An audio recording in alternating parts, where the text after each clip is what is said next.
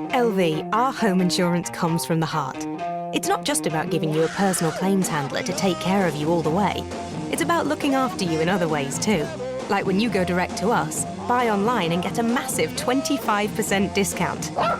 To see how much you could save with the Which Insurance Provider of the Year 2017, go direct to lv.com. Online discount for new customers only, excludes home emergency and home legal expenses. Ladies and gentlemen. Ladies and gentlemen. Podcasting since 2005. You're listening to Gamertag Radio.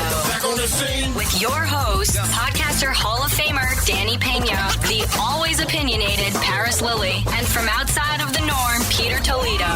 This is Gamertag Radio. Here we go. Welcome to Gamertag Radio, episode 584. This is your host, Danny, and also joining us this week, weekly co-host. Let's start with Pete. What up? What up? What's going on, man? I'm just mad sore. I think I may have overdone it at the gym today and yesterday. Really? Shout out to the wife, though. She's joined me 2 weeks in a row. Oh, that's good. That's good. Yes. That's good. All right. That's good, man. Also, we have Paris in the house. Paris. You know, it's funny because Pete and I, we mess with each other on social media, like gym check-ins and stuff. So I went this morning, right? Yeah. And I was talking trash to Pete. And Pete, I forget what you even said, Pete, but I was like, well, did you go 6 straight days to the gym or whatever? And then Pete called me out. He goes, well, but you didn't go 6 days. And I was like, I paused. I was like, wait, didn't I? And then I had to think about it. I was like, oh, wait, the Thursday I didn't go to the gym. Technically, I was running hills. So then... Then I said that on Twitter, and Pete responded back talking about, well, then stop trying to say that you checked in at the gym every day then because you didn't. And I was like, You English very well. yeah. That's funny, man. All right, head over to gamertagradio.com, put your comments and feedback, or visit to, you can also visit play.it/gamertag and listen to our past episodes over there and share with your friends. You can find us on iTunes, Spotify, TuneIn Radio, and other podcast directories. Give us a call, 786-273-7GTR. That's 786-273-7GTR. Or go to speakpipe.com/gamertag radio, and you can leave a message your phone or PC. Just make sure to have your mic connected there. Also, email us, fanmail@gamertagradio.com. I have to pause you. Yeah. We need a moment of silence for Miss Cleo.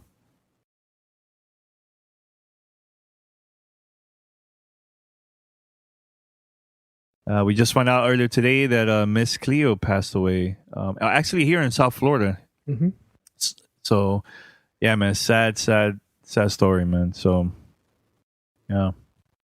P, I know you posted some news today about a Nintendo NX. Yeah, so I know so far it's a rumor so far. So yeah, of course, it's until Nintendo actually comes out with a verified story. From what we're looking at, and I think this was uncovered by Digital Foundry. They did a deep dive look at the chip that Nintendo's using, and it's apparently built off of the NVIDIA Tegra mobile processor, the same one I believe that's in the NVIDIA Shield and other mobile devices.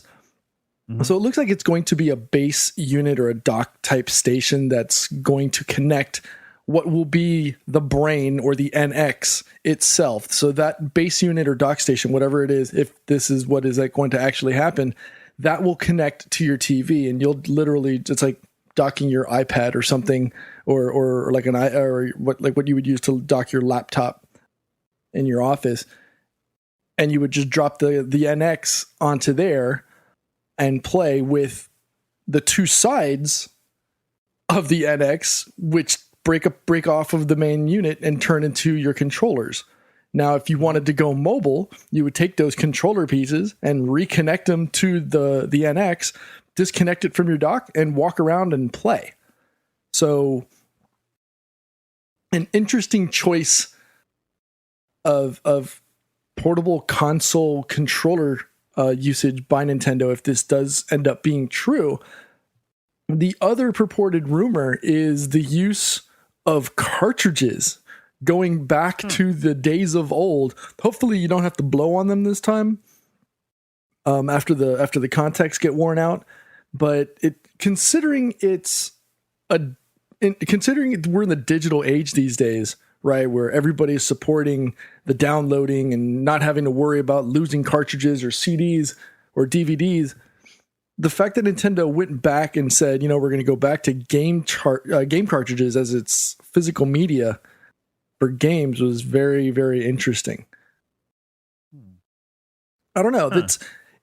I'd like to hear what you guys think, or what you guys think. First and foremost, for their whole concept of having this break apart digital, portable console, and then going back to the use of cartridges. I mean, that's just weird.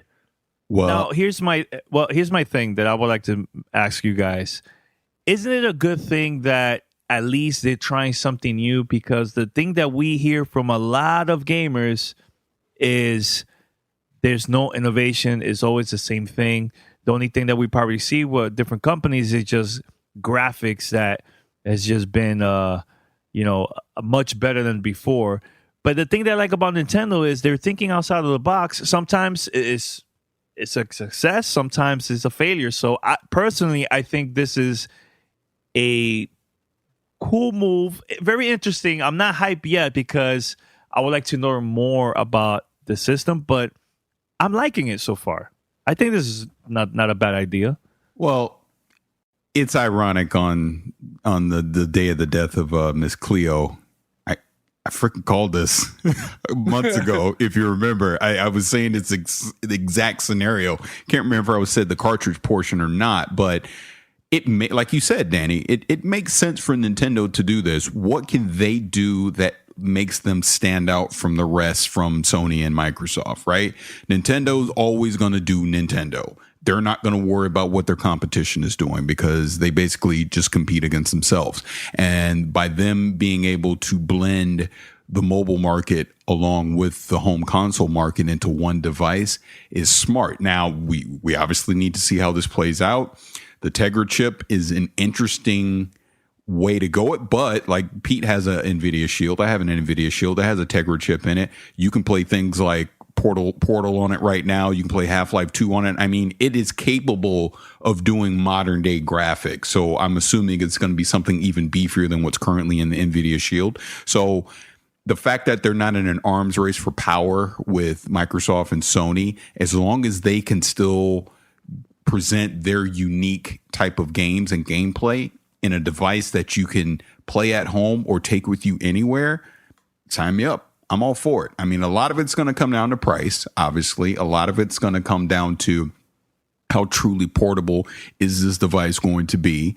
And again, going back to the cartridge thing, there's no way they can limit this medium to cartridge only. There has to be some type of digital download portion of this, or people will balk at it, because as we all know, digital is the future. So there's no way they can completely take it back to 1985 and expect people to be perfectly happy with that. So I'm expecting, I think what the rumor, September is going to be the blowout on this. Is that's the rumor that they're going to say. So I mean, look, I'm excited. You piqued my interest in Nintendo. I want to see how this works out. I want to see how Zelda works out on this NX now versus you playing it on the Wii U. So yeah, a lot of questions still, but the fact that the rumor's out now and we kind of got some semi-confirmation of the direction that they're going right now, I'm looking forward to it for sure. This doesn't sound cheap with all this news. I don't know. I mean, if you think about it, Nintendo's never been the one that comes out with the graphical horsepower device, right? So to see them sacrificing power in an effort to put as much technology as possible into a handheld. Now, remember, we're not talking, an iPhone size. We're talking a something similar to maybe like an iPad or iPad Pro with controller. Maybe an iPad Pro might be pushing it, but something like an iPad with 3 to 4 inch controllers on either side, making it about the size of maybe an iPad Pro. I mean, it's not that. I'm guessing the NVIDIA Shield, honestly, Pete. That's when I think about this and the fact that, again, they're using that Tegra chip, I'm thinking something along the lines of an NVIDIA Shield as far as power-wise goes, probably a little more powerful, profile wise, probably similar. I would imagine. And then obviously, like you said, there's got to be some type of screen that comes with this as well. But I'm not expecting an iPad size screen because it's supposed to be a portable device. So it'll probably be something more similar to a 3DS. I would imagine. I know everybody always had that. There was always that rumor going rampant after they announced that they were using the Tegra chip, was that it would run some form of Android. But now there's another rumor circulating that it's a totally new operating system from Nintendo. So that makes it maybe a little bit more understanding to maybe have that mobile Nintendo OS, like maybe an NOS X or something. I don't know. I'm just making that title up completely out of the top of my head. But it makes sense for them to make something that can be optimized not just for sitting on a console, which would pair to some kind of a docker or whatever, or something that could be mobile and used by the consumer in a mobile standpoint. It's just them having that ability to design their own operating system behind it and not have to be limited by maybe what Android would have done. It's going to be interesting. And like Paris said, my ears got perked. It's kind of like when you whistle and the dog jumps up and the ears start like panning the room for the direction. It's interesting.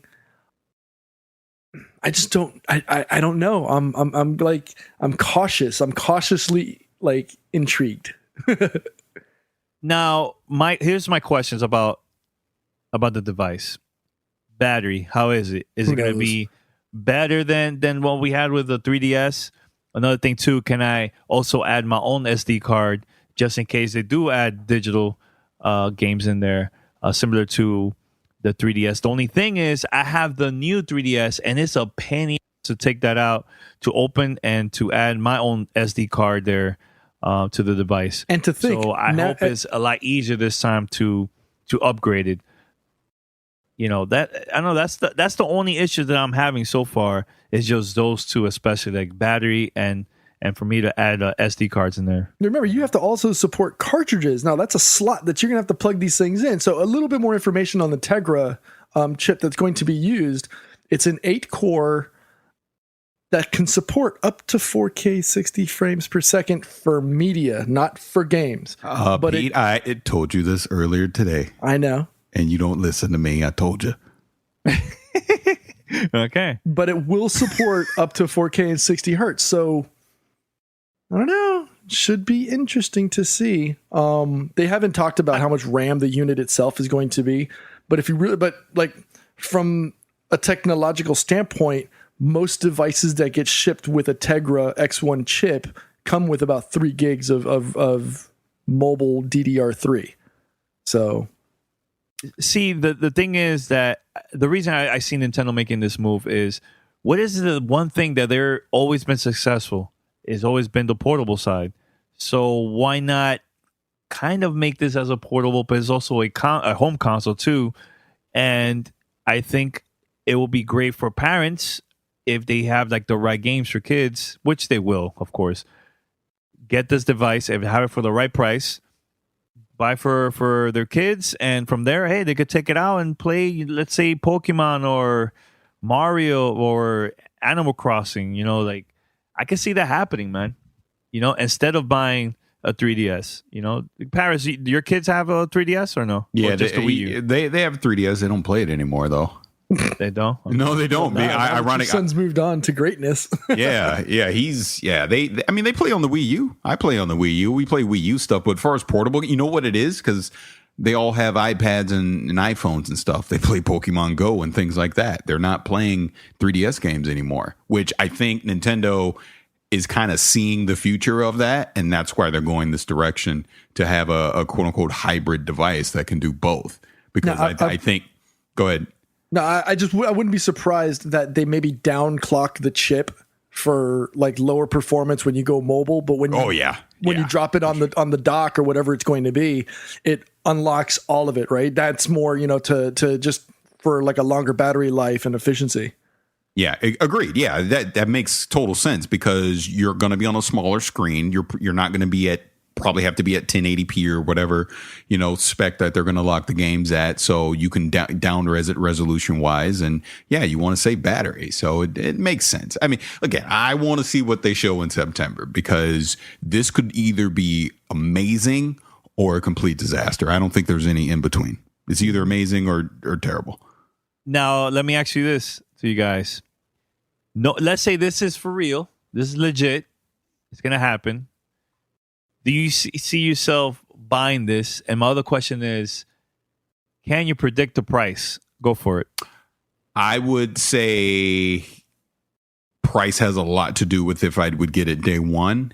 Anything $299 or less, yes, I would probably get it.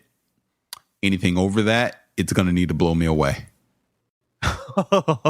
So let's say $350. It better blow me away, or the cheapskate in me is going to come out and I'll wait. Okay, well, that's my prediction. I think it's going to be $350, maybe $399. You want to know why? You want to know why, Danny? Because Mario Maker and Zelda is going to be on the Wii U, so that in game-wise incentive isn't going to be there, because I can just play it on the Wii U. I don't need that to play the new Zelda, and I can keep playing Mario Maker. What happened if they announce Beyond Good and Evil exclusively for this console? Well, then Moneybags, buy it for me and I'll play it. But I'm not spending You get what I'm saying, though. If it's, I get it. If I'm looking at this thing like, I don't know about this thing, man, and you want me to spend $400 for it, I'm gonna be like, I don't know about this. I'll wait and see. But yeah, if it's like $300 and I see some cool games on it, like, yeah, let's do it. Why not? All right. Part-time podcaster. Yep. All right, Pete. What about you? I know it got your attention. Do you see yourself getting this at all? Like, so what? The Wii U is now what? $300? I think it's $250. $250, $300. All right. So, but at launch it's always been $250, right? $249 has always been the price for it, right? No, I think launch was like $3 something. I can't remember exactly, but it wasn't cheap. It wasn't cheap at all. Well, from a Nintendo standpoint, it wasn't cheap, right? Uh-huh. I don't know. Like, I need to see more. I need confirmation first, right? Like, I mean, we know what's going to be we know what the chip it is, but I need to see more. I mean, and I don't know Gamescom is coming up. I don't know. Now, here's the thing. Like, I see a lot of Wii U, and there's always like a 32 gigabyte device. Like, come on, can they upgrade to like 500 gigs or something? Maybe a terabyte? I think wasn't part of the rumor the cartridges themselves were going to be 32 gigabytes? Yes. Yep. Yeah, so size-wise, if there's going to be some kind of hard drive attached to this thing, maybe on the base station or something. You know what? Hey, look, in honor of Miss Cleo, yes, the base station has a hard drive in it, which you can digitally move data between that. But if you want to go on the go, you need the cartridge. I think that's fair. That's fair. Any other rumors from that, Pete? No, I've been frantically checking the GAF and every other website possible, and Nintendo's Twitter feed and everything. They've gone radio silent ever since this dropped. So and they've always but they've always held things very, very close to their chest when it comes down to things like this. Yeah. How's it been the reaction from the gamers out there? Have you been reading tweets or I have, and I think people are kind of I think the majority is more skeptical about what this could be. They're afraid that it could be more of a letdown, just because there's so much riding on this NX speculation that anything. I guess this is an uber cliche, way to say it, but anything worse than a complete success is failure at this point, right? Like, could this be considered their last hurrah and their last opportunity? Like, if they screw the pooch on this, like, do they just like fade away into nothingness? And you know what? Once again, Michael Pachter was right. He was on our show during E3. And I asked him about the NX. Any predictions? When do you think it's coming out? March of 2017. And he exactly like this. He said, I think, again, it's back to manufacturing. I think if they were ready to launch an NX in March, they could have shown it here. I don't think they're going to be ready. If we don't get an announcement on NX and we see specs by August, I don't think there's a chance it comes out by March. If they show something in August or September, maybe you'll get it. I think that's a summer launch. So I actually think you're going to see PlayStation Neo and NX right about the same time, mid-year 2017.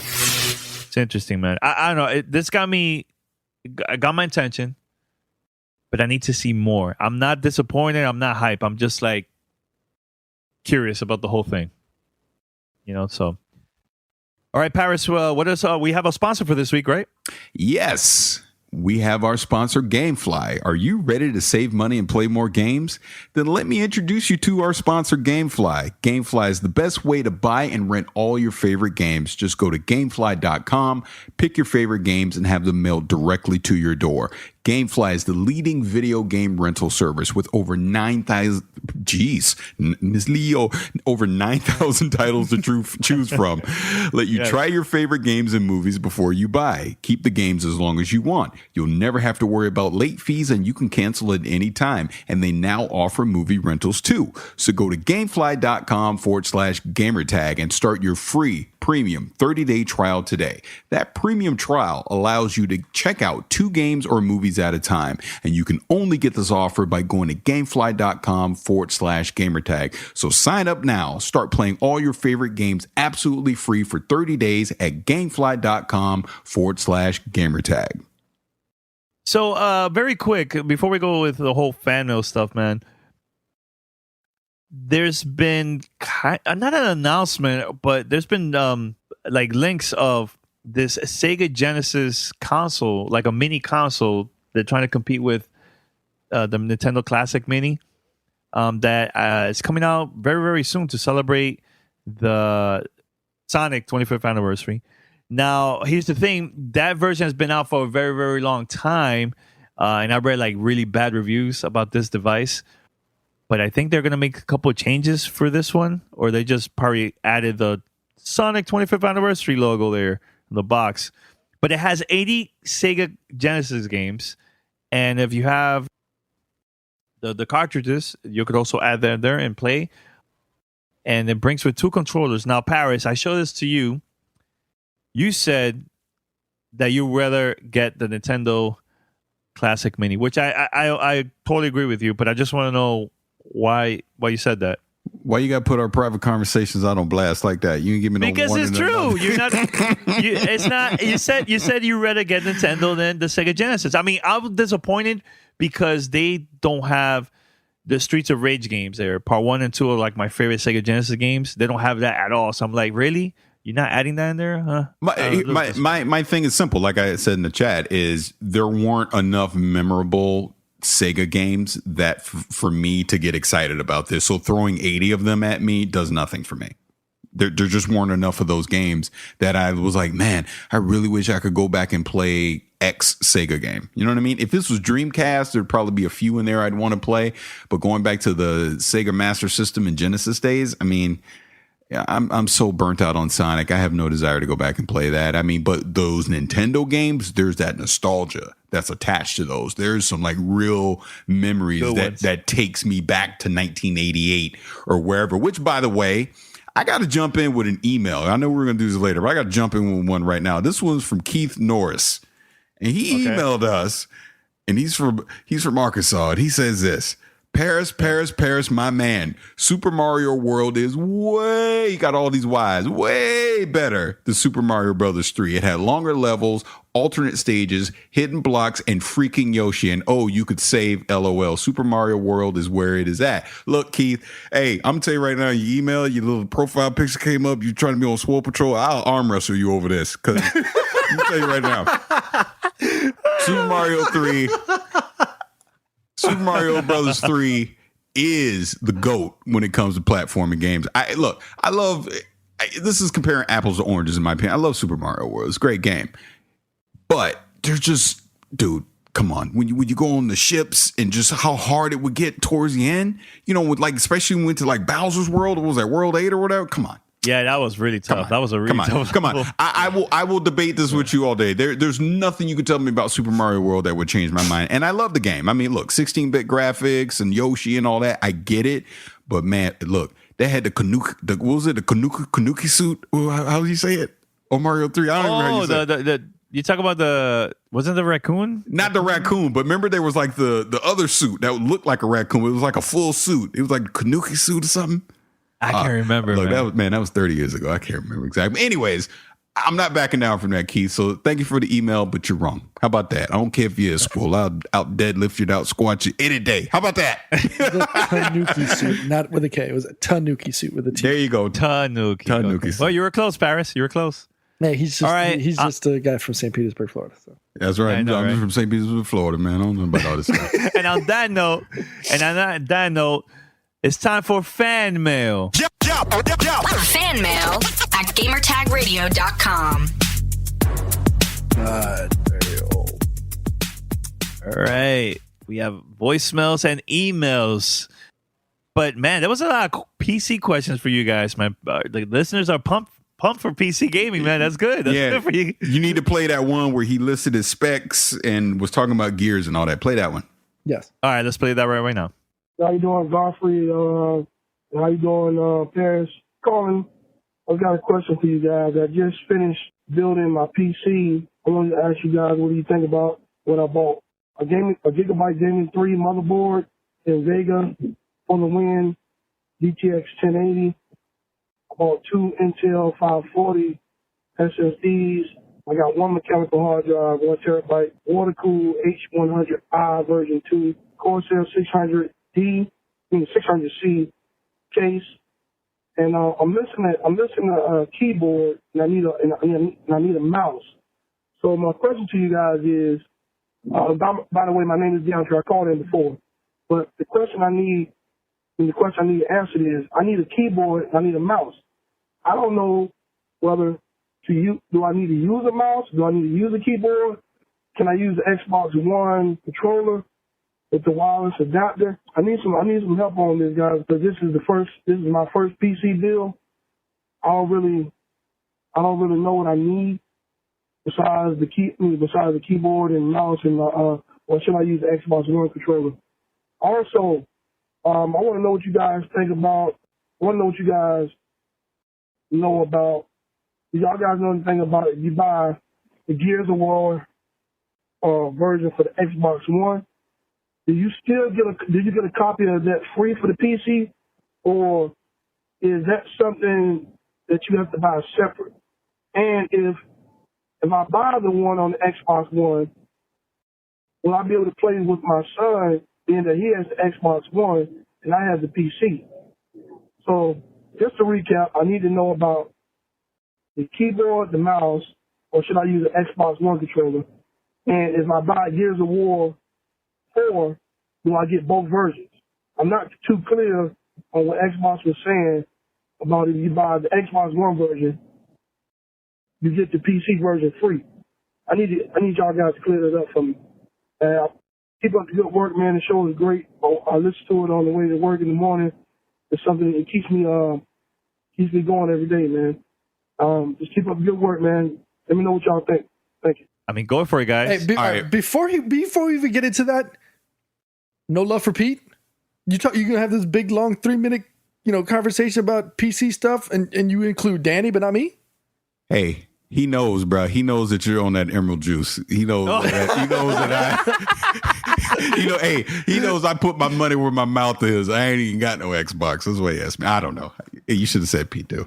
But with that said, thank you for the voicemail. Really appreciate it. And your specs PC wise are solid. I mean, like you said, you got a 1080 card. You have the same exact water cooler I have for my CPU. Now, did I miss it? Did he list what his CPU was? I don't think I heard that. I don't think he did, and I don't think he mentioned how much RAM he has.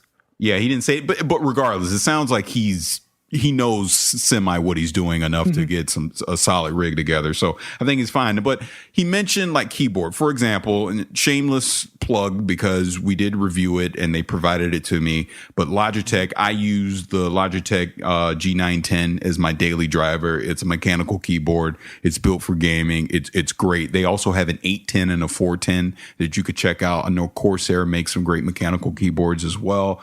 Mouse wise, again, Logitech has some great ones. Steel Series has some great ones. There's a lot of different options you can look at mouse wise, but it sounds like you're coming from the console world, easing into the PC world, and you mentioned using the controller. I use the Xbox One controller, for games that don't make sense to be on keyboard and mouse, just not shooters. What am I saying? But just casual games like a Portal, or if I'm playing Half-Life or something and I don't necessarily need to do keyboard and mouse.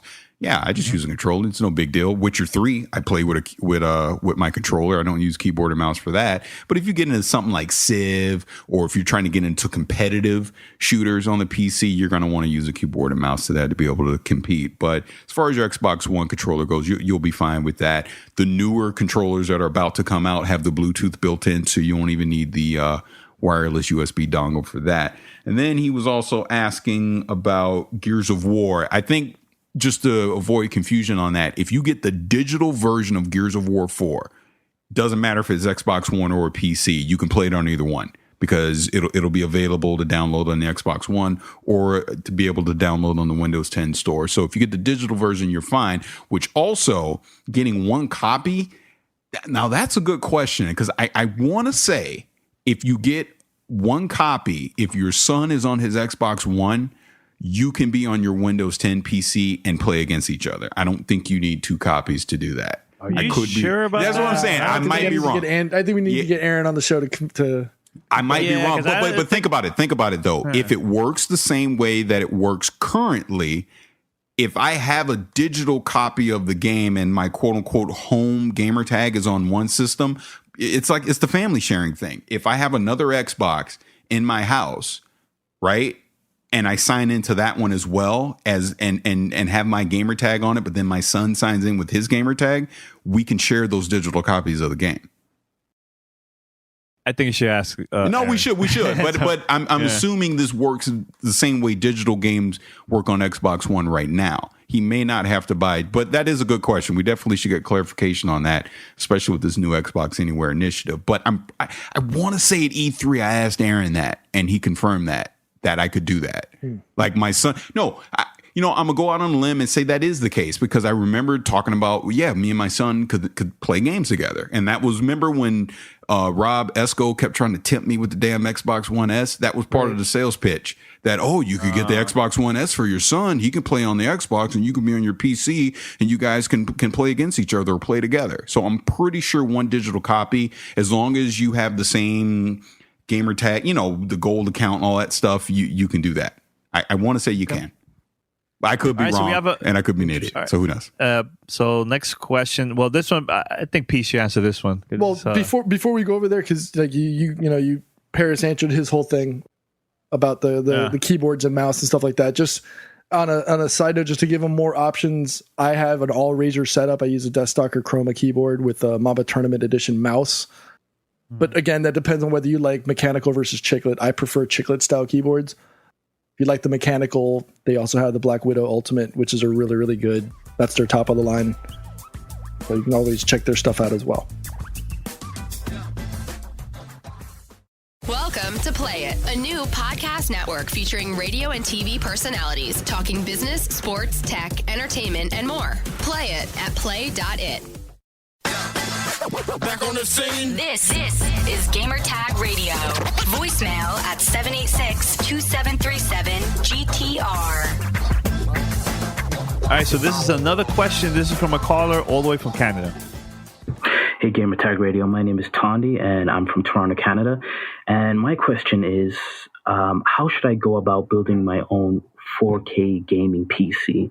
Now, I'm a console gamer, but you know what? Every week, I hear Paris talk about 4K gaming, the immersion, et cetera, and how good it is. So I'm like, you know what? I'm going to take my gaming to the next level, and I am going to try 4K gaming. Now, the problem is that I'm not too sure how I should go about building my own PC because I've never done it before. And, there's so many places that, I can go to and they already have a PC that's already built, but I've heard that's not the best route to go. It's actually better to build your own PC to get the best performance. Now, how should I go about it? I'm talking to you, Paris and Pete, because you're the PC guys.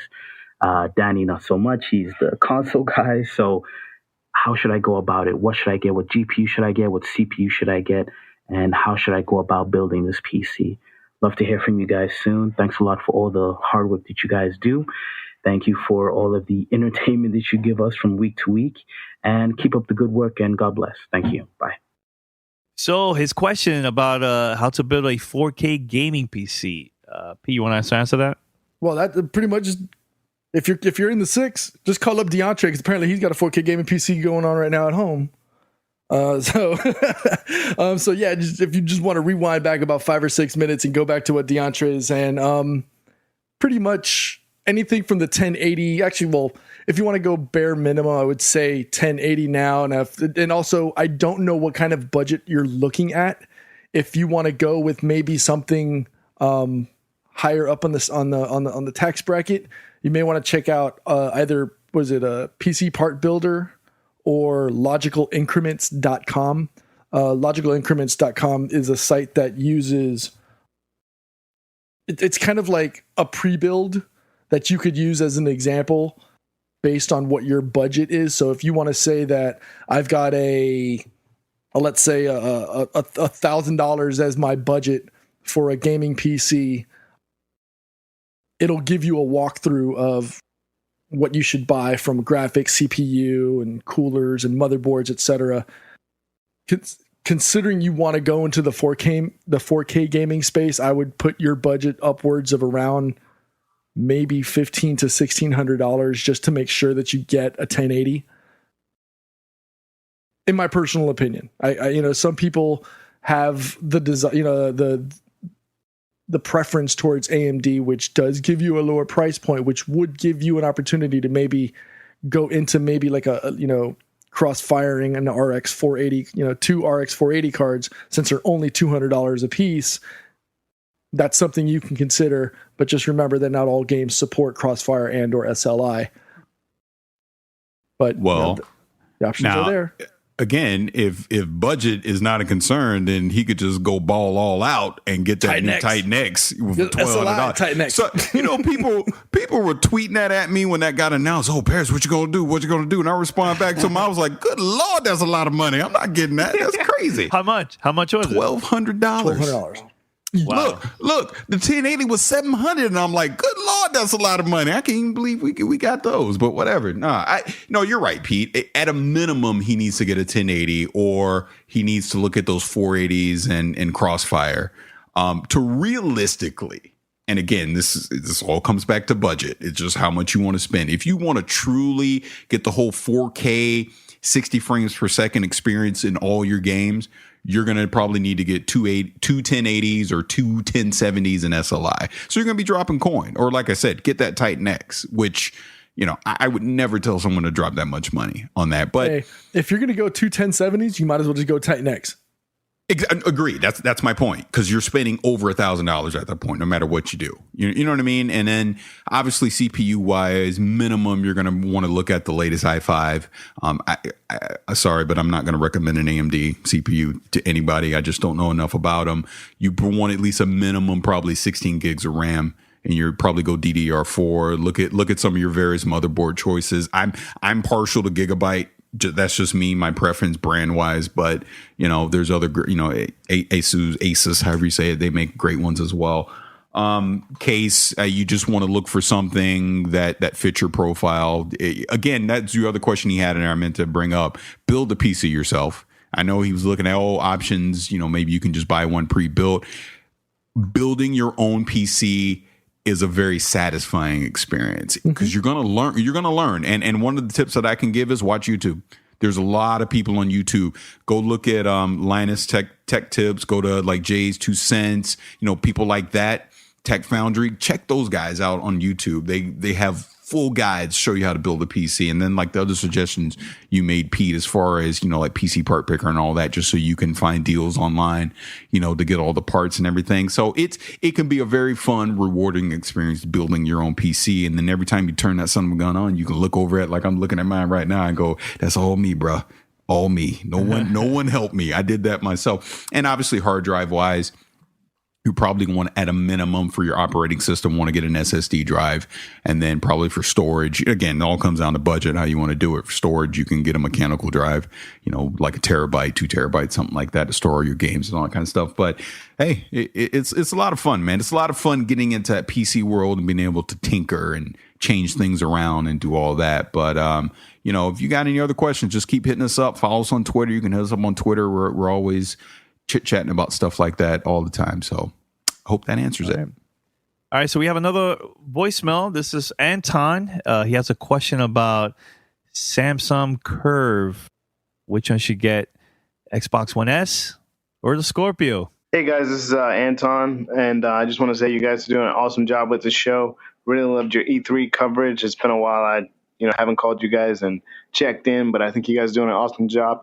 My question was, I have a Samsung 6700 Curve TV that doesn't support HDR, but I do want to get the Xbox S, and I was wondering, do you think it's a really good investment, that or the Scorpio, because my TV doesn't support the HDR?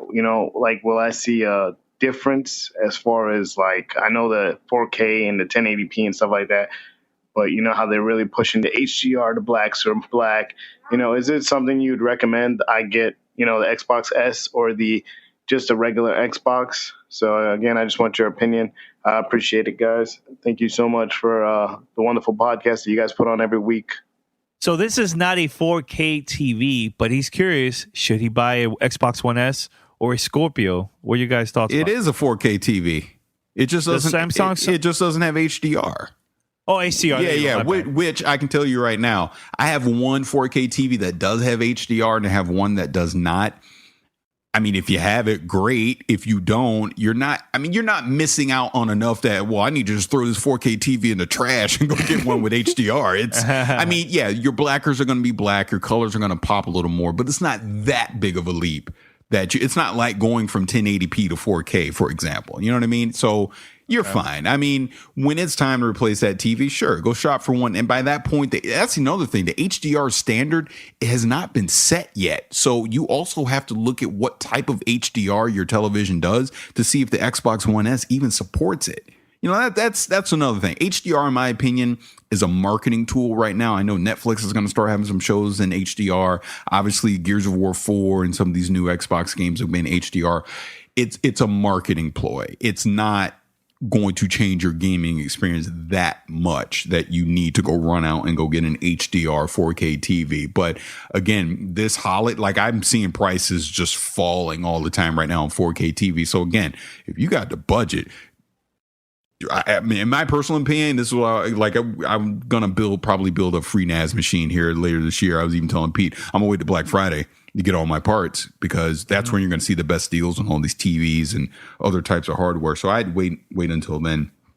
So question. So since you talked about the gimmick concept, I mean, and this is maybe a tangent conversation, but isn't the curved display on that same whole gimmick to get buyers? Yeah. Yes. Yeah. Again, look, I ain't trying to diss the TV, but that's like the ultimate marketing gimmick right there, is the curved TV. I mean, I guess it's cool or whatever, but you're not enhancing your viewing experience that much. If you notice, that's why Samsung is completely getting away from these curved TVs now. Right. So to go back towards a more to go back towards a conversation that's more geared to his question, his TV, from what I'm looking at on Samsung's site, is a 4K UHD. Doesn't UHD, that whole concept, isn't that similar to HDR? Or is that this is what UHD is. UHD is, it's going over the standard 60 hertz. You're getting into 120. Right. And I know that's what his TV does, because I'm looking at the specs. So yeah, now that's all that is. So when I bought my Sony last year, it didn't out of the factory have HDR support, but they sent out a firmware package to update the TV to support HDR. So what I may say and might, recommend to them is to say, check out Samsung and see if maybe there's an update to help support HDR, and might unlock it. So I'm going off of their base, website. It's not showing, I'm not seeing anything. And I'm also going to trustedreviews.com to see if they say anything. But I'm not, so I don't know if that's something that is supported or is an option for you. Mm-hmm. So that might be the first place to look. And if not, then, throw it out with the trash and buy a new one. Well, there's a part two. There's a part two to his question, because when he was talking about the One S, he was trying to figure out, was that worth it over just getting the regular Xbox One? Do this whole TV dilemma. Absolutely, get an Xbox One S if you care about 4K, because it does it has a 4K Blu-ray player in it, number one, which is going to be I don't know if it's the absolute 100% cheapest one you get on the market right now, but $299 for a 4K Blu-ray player is a great deal onto itself. Not to mention it is an Xbox, you can play all your games. It's going to up-res all your games to 4K. And Netflix and all that stuff, Amazon and all that's going to be in 4K, like Daredevil and all the, Stranger Things and all that type of content you'll be able to watch in 4K. So that alone, I would get an Xbox One S over just the regular Xbox. It's a no-brainer. Yeah. And plus, we don't know that much information about the Scorpio, and the information is out there already for Xbox One S. So he didn't ask about the Scorpio. No, he did. No, he did. He did mention Scorpio as an option. Like, should he go? Oh, yeah. I'm sorry. Hey, we got so many damn voicemails. I can't keep up no more. But listen, Paris, I need to listen. Well, and that just comes down to, do you want to wait until next year? Next November. So, unless if you want to get into this whole 4K video watching stuff now, yeah, go get the One S. But if you're looking at it more from a gaming standpoint and you can wait, then Scorpio is probably going to be your better option. Yep. All right, so we have a long-time listener, first-time caller. Hey, guys. This is Wes, long-time listener, first-time caller. Love the show. Keep it up. I listen to you guys every week. Quick question for you guys. I've been playing a lot of co-op games with my brother. That's how we keep in touch a lot. And I was just wondering, what are some of you guys' favorite Xbox One co-op games? Nothing like Halo, just kind of any new cool ones that you guys think I might like. I like a lot of shooters, action RPGs, basically anything you can play with someone else, either online or play the whole single player together. Thanks a lot.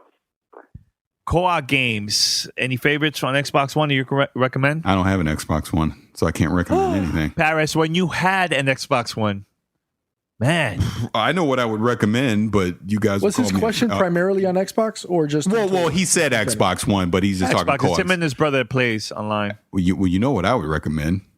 Oh, Destiny. Yeah, the ultimate co-op experience. Hey, how's the Division going, guys? Crickets. It's true though. I've played more Destiny in the past 2 weeks than I actually. And here's another thing. I'm actually level 40 now. Hey, I'm a level 40 on PlayStation. I know. Hey, a Rise of Iron. We will be raiding. Yeah. So I'm still a lowly 213. So I still gotta ramp up my gameplay and get some good stuff. From what I mean, if you want to check out like some Xbox indie games, especially this one, Castle Crashers, they have a remastered version. That's a full 4-player co-op. That one is awesome. So I would also say Rayman Legends. That game has supported hours of stupid fun on my couch with my kids and my wife. We love playing that game. It is stupid fun. The game that got me into RPGs, Diablo 3. I would throw that out there as well. The Ultimate Evil Edition. Pete, you played that for a long time too, I remember. I did. I played that for a good 4 or 5 months nonstop. Now, my question, do you play that a lot offline or you were playing online with friends? I was playing online. I was playing both. I was, doing it myself. And then if I saw friends popping on, then, I would jump onto theirs or they would jump into mine and depending on what levels they were, I would either, if they were if they were like high level, like 10, 15, 20 levels over me, I would just, float in the background and just pick up all the stragglers and just pick up all the loot that they were dropping. Cause it was just that, they were so overpowered for the game itself. But going back to co-op experiences, Gears of War 3.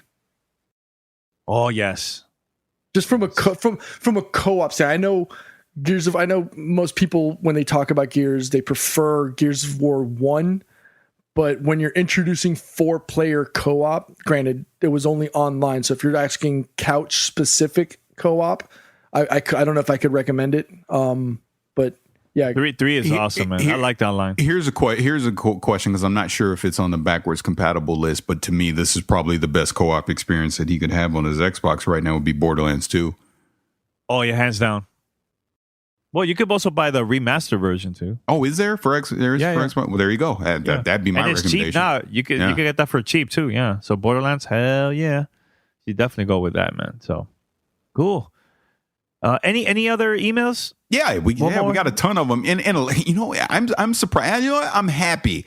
We get so many PC questions. It just warms my heart. I got one for you. So okay. Let me make sure I got his name right. Oh, actually. Maybe he doesn't want his name said, so I won't say his name. Actually, he does say his name. Okay, here we go. Hey, GTR, my name's Dylan. I'm writing from New Hampshire, and this is mainly for Pete. See, Pete? This is mainly for Pete and Paris. He said you first, not me. But shout out to Danny. You don't have to shout him out. For being awesome. Love following you on Facebook, man. But anyway, I'm a casual gamer and play mostly PlayStation 4 with a little bit of PC and want to start to upgrade my PC, but I'm on sort of a budget and really just want to play games with no frame rate drop. Doesn't have to be the best graphics, but I want to run the games well. Here's my current setup. I know it's not the greatest, but it has suited my needs for playing games such as WoW, League of Legends, and Diablo. I want to play more Steam games. I just want to be able to run anything, no matter quality. My question is, where do I start? When I play WoW, my CPU usage goes up to about 90% and the PC gets hot. What should I buy first? Would appreciate some feedback from you guys. Love the show. Now, he's showing his specs, and this is quite an old PC. Mm-hmm. For his GPU, he has an NVIDIA 9500 GT. I think that was made, what was that, like 2005? That's old. That's old. That's an old one. But PC? He has an AMD Athlon 220 processor. It's at 2.8 gigahertz. He has, what was that, 4 gigs of RAM? Am I saying that correctly? I believe it has 4 gigs of RAM as well. Personally, you're just going to need, like you said, you can play WoW and things like that. Your quickest thing to upgrade and probably cheapest is going to be your GPU. And Pete, you can back me up and expand on this, but I would probably say go for that AMD 480 for $199. I mean, that's a great price for a GPU, and it's just a single card for what you're talking about doing. You should be able to play anything you want, really. It may not be at the highest, greatest settings, but you'll be able to play it. So I don't know if you want to add in there, Pete. I just don't know if his current PC is compatible for an upgrade. You know what I mean? Yeah, I don't know if that's a PCIe slot. That might be what was it? APG? I forget. Yeah, that's AGP. Old. AGP. Yeah. That Athlon 2 X2, that's getting along in years. I'm surprised that the Windows 10 is actually supported on that build, to be quite honest. And again, we don't mean to drag your PC through the mud. Not everybody has the opportunity to be able to have the disposable income to upgrade or to buy the latest and greatest. But again, as we mentioned in the call earlier, maybe check out Logical Increments or PCPartPicker.com. See what other people are doing with regards to builds. If you have a specific budget and you can either reach out to Paris or myself, either via fan mail, or you could reach out via Twitter. And we could give you other, options or, avenues of, what you could do to upgrade your PC. Obviously you could recycle your hard drive and stuff like that. Your memory might be something that can be recycled as well, depending on the clock speed of it. Ooh, dude, that's probably not even DDR. DDR3. Was DDR2? Was there even a DDR2? I don't even remember. I can't even remember. Honestly, truth be told, looking at your setup, this is my personal recommendation. If you have $500 or $600, you can budget a more than capable PC for that amount of money. I mean, it's going to be a mid-tier. You're not going to be playing things on high settings or ultra, but it'll do the job. And it'll be a more modern thing that you can probably upgrade as you move along. I mean, again, what type of games? So that setup, Paris, what type of games he can actually play? Not ultra, but just standard. I mean, that's what I'm saying. He could play anything. He could play anything. It may not necessarily be on the highest settings, but it's not like he's going to be playing on low settings. Again, he could probably get a 480 card, or he could get, something. A 960. Yeah, 960, something like that. It might be a GPU that's a few years older. He can get an i5 processor, no problem. He can get 8 gigs of RAM. He can get a moderate motherboard that isn't going to break the bank. He can get, you can get a case for like $30. You can get a power supply for like $30. You could repurpose your case. You don't even have to spend the money on that. Exactly. Well, that's what you never know. He may have a pre-built thing that, he can't tear everything out. But the point is, if you have about $500 or $600 to spare, you can build a decent PC for sure. That's going to last you for a few years. It's not like you're going to have to replace it at the very next year. It'll last you for a decent amount of time. All right. Hell, I'll say this. I'm sorry. I'll say this. I was rocking a 660 Ti, as of 2 years ago. And that 980. Then that was a year ago. That was the card I had a year ago, probably a year and 2 months ago. I still had a 660 Ti, and I was still playing games. And that's an older card, but that's the point. I mean, you don't necessarily have to constantly upgrade to the latest and greatest to have an enjoyable PC experience. No, not at all. Again, $400-500, you could probably get away with it. As Paris mentioned earlier, Linus Tech Tips, he's got a budget gaming build that he'll go through the entire step of what products, how to put it together, and everything else. So, and if you want, I'll try and have Danny put the two URLs for PC Part Picker and Logical Increments in the show notes. I'll put it on gamertagradio.com. Now Danny wants us to shut up about PC gaming. But No. I'll say this. I'll just say this one last thing. Just for the budget conscious gamer. I still have my i7-920. I got that thing, 2007, 2008. That thing was rocking until 2015, and I was still playing games on it, with 8 gigs of RAM. And like I said, I had upgraded the GPU over the years, but it was fine. Matter of fact, I'm about to dust that bad boy off again and repurpose it into something else. So, you don't have to spend 15. Hey, this is my personal business. This ain't Petersburg, Florida. But the point is, you don't have to spend $1,500, $2,000 to get the latest and greatest. You can build a competent PC with older parts if you're smart. And again, just go to the URLs that Pete suggested, check out some of the people we're talking about on YouTube, and just do your own research on the internet, and you'll be surprised at what you can build for a moderate price. All right. And on that note, welcome. I mean, welcome. You started the show already. I was going to say, on that note, thank you for listening to PC Radio, no longer console gaming. There you go. All right.